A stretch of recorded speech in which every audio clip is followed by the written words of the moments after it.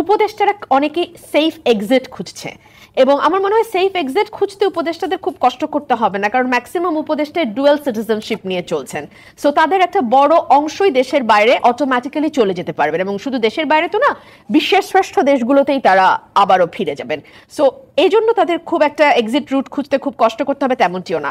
So আমরা যদি এটা দেখি সাদা চোখে এই ইনফরমেশনগুলো, তাহলে এটা সহজেই অনুমেয় যে যদি পলিটিক্যাল পার্টিগুলো একটা নির্বাচন আয়োজন করতে ব্যর্থ হয় ফেব্রুয়ারির মধ্যে, তাহলে বাংলাদেশ একটা গভীর অনিশ্চিত। আসসালামু আলাইকুম বন্ধুরা, আপনারা এতক্ষণ শুনতেই পারতেছিলেন রুমিন ফারহানার কিছু কথা। বন্ধুরা, রুমিন ফারহানা কথা বলতেছিল এই যে নির্বাচনটা যে হইব, নির্বাচন হওয়ার পর উপদেষ্টারা কোথায় যাব। তো উপদেষ্টারা বলে দিছে নিজেদের জায়গা থেকে যে তারা নির্বাচন হওয়ার সাথে সাথে তারা 1 মিনিটও এই পদে থাকবে না, এছাড়া তারা যেতে ইচ্ছুক এখনো। বন্ধুরা, সেই বিষয় নিয়ে রুমিন ফারহানা কথা বলতেছে যে দেশের মধ্যে কেউ থাকবে না, দেশের মধ্যে তাদের থাকা কেউ উদ্দেশ্য নেই। বন্ধুরা, তাদের কাছে অন্য দেশেরও রেসিডেন্সি রয়েছে, যার কারণে তারা অন্য দেশে পাড়ি দিবে। তো বন্ধুরা, সেই বিষয় নিয়ে রুমিন ফারহানা কথা বলতেছে। এছাড়া দেশের মধ্যে অস্থিতিশীলতা নিয়ে তিনি কথা বলতেছেন। তো সেগুলো জানতে হলে ভিডিওটা শেষ পর্যন্ত দেখতে থাকুন, তাহলে জানতে পারবেন।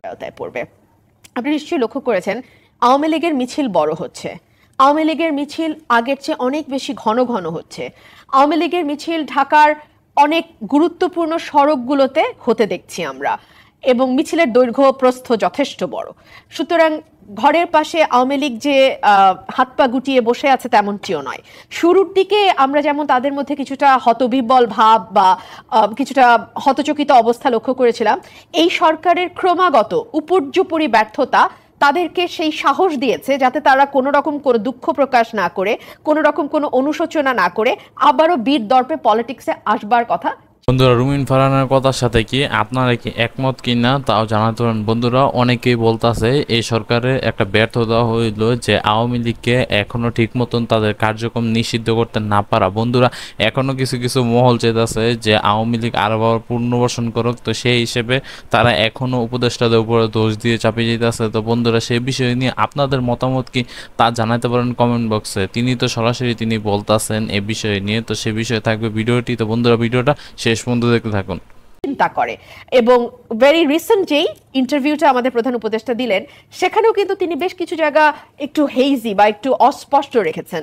তিনি বলেছেন যে আমরা আওয়ামী লীগকে নিষিদ্ধ করিনি, তাদের কার্যক্রম স্থগিত আছে আপাতত, এবং তারা নির্বাচনে অংশ নেবে কি নেবে না এটা নির্বাচন কমিশন ঠিক করবে।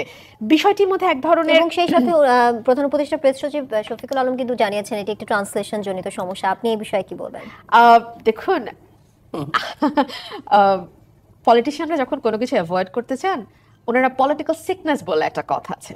তো বন্ধুরা, এই বিষয় নিয়ে আপনাদের কি মতামত? বর্তমানে যে আওয়ামী লীগের নিষিদ্ধ কার্যক্রম শুধুমাত্র নাকি সাময়িকের জন্য, এই বিষয় নিয়ে অনেকে কথা বলতেছে। তো অনেকে বলতেছে এটা নাকি ট্রান্সলেশন সমস্যা। তো বন্ধুরা, সেই বিষয় নিয়ে আপনাদের কি মতামত তা জানাতে পারেন। বন্ধুরা, সেই বিষয় নিয়ে রুমিন ফারহানাকে বলা হলে রুমিন ফারহানা কিছু কথা বলেন, তো সেইগুলো জানতে পারবেন এখনকার সময়। তো বন্ধুরা, আপনাদের এই বিষয় নিয়ে যে বর্তমানে যে আওয়ামী লীগের নিষিদ্ধ কার্যক্রম এক সময় মানে কিছু নির্দিষ্ট সময়ের পর আওয়ামী লীগ তারা আবার পুনর্বাসন করতে পারবে। তো বন্ধুরা, সেই বিষয় নিয়ে আপনাদের মতামত কি তা জানাতে পারেন এবং আমরা জানতে পারি আপনাদের দ্বারা। রাজনৈতিক অসুস্থতা, ওনারা হঠাৎ অসুস্থ হয়ে যান।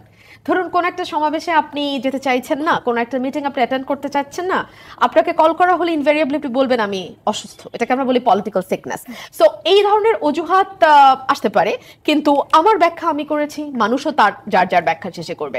এই সকল কিছু যদি আপনি এক জায়গায় নিয়ে আসেন, আপনি দেখবেন একটা গভীর অনিশ্চয়তা, এবং দেশের ভেতরে দেশের বাইরে ক্রমাগত কিন্তু অস্থিতিশীল পরিবেশ তৈরি হচ্ছে। তো বন্ধুরা, এই হলো রুমিন ফারহানার নিজস্ব বক্তব্য। তো বন্ধুরা, এ বিষয় নিয়ে আপনারা যদি একমত থাকেন তাহলে অবশ্যই কমেন্ট বক্সে সহমত জানাতে পারেন। তো এই ছিল ভিডিওটি। আর যদি মনে হয় ভিডিওটা শেয়ার করার মতন, তাহলে বন্ধু বান্ধব আত্মীয়স্বজনের মাধ্যমে শেয়ার করে দেন। তো তিনি টক শোর মধ্যে এই কথাগুলো বলতেছিলেন। তো বন্ধুরা, এই হলো ভিডিওটা। আর যদি মনে হয় চ্যানেলটা সাবস্ক্রাইব করার মতন সাবস্ক্রাইব করে দেন। তো দেখা হবে নতুন কোনো ভিডিওতে। সে বন্ধু ভালো থাকবেন, টেক কেয়ার, আল্লাহ হাফেজ।